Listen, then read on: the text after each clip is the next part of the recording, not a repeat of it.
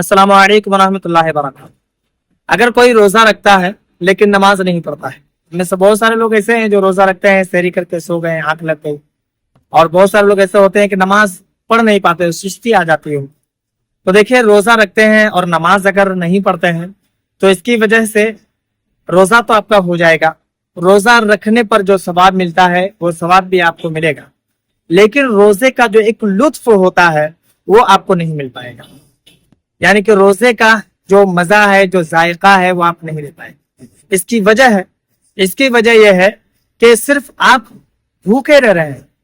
आप रोजा जो रख रहे हैं सिर्फ भूखे रह रहे हैं, इसके अलावा आप कुछ नहीं कर रहे हैं।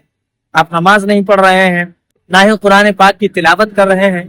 तो ऐसे सूरत में सिर्फ आप भूखे रह रहे हैं, तो रोजा आपका हो जाएगा, सवाब मिल जाएगा, लेकिन उसका लुत्फ जो है आप नहीं ले पाएंगे। दूसरी बात यह भी है कि अगर आप नमाज नहीं पढ़ते हैं तो नमाज आपके जिम्मे में बाकी रहती है, तो इसका भी गुनाह आपको होता है। तो इसलिए आप रोजा रखिए, साथ में आप नमाज पढ़िए। और ये नमाज तो अफजलुल इबादत है, सिर्फ रमजान में नहीं बल्कि गैर रमजान के लिए भी ये नमाज हम मुसलमानों पर फर्ज है।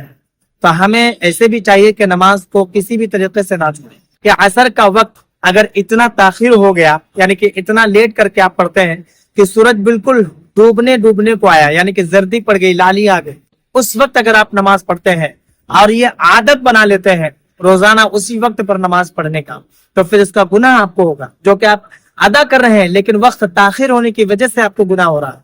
आप सोचिए कि अगर हम लोग छोड़ दें तो हम लोगों को कितना गुनाह होगा। तो इसलिए ये अल्लाह तबारक व तआला का मुतबर्रक और मुकर्रम महीना है। हमें और आपको चाहिए कि ज्यादा से ज्यादा हम इस महीने का एहतराम करें, ज्यादा से ज्यादा हम इसमें इबादत करें, अल्लाह और उसके रसूल को राजी करें। तो सहरी करने के बाद जो बहुत सारे लोग सो जाते हैं, तो देखिए सोना गुनाह तो नहीं है, आप सो सकते हैं, लेकिन याद रखिए कि नमाज के वक्त में आप ना सोएं। कुरान पाक की तिलावत कर लें। अगर आपको कुरान पाक पढ़ना नहीं आता है तो जो कुरान पाक पढ़ना जानते हैं आप उनसे बैठ करके सुनिए।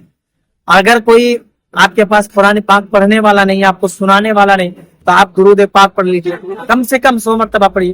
पूरा साल तो हम कारोबार में लगे ही रहते हैं, मेहनत मजदूरी करते ही है, नमाज से बिल्कुल गाफिल रहते हैं, दूर रहते हैं। तो ये मुकर्रम महीना जो हमें मिला है, तो क्यों ना हम इसमें ज्यादा से ज्यादा जिक्र अस्कार करें, अल्लाह की इबादत करें और अल्लाह उसके रसूल को राजी करें।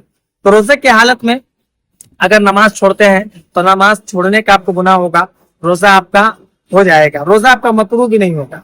बहुत सारे लोग सोच रहे होंगे कि मकरूह हो जाता है, तो रोजा आपका मकरूह भी नहीं होगा। आपसे गुजारिश है कि वीडियो को ज्यादा से ज्यादा लोगों में शेयर करें।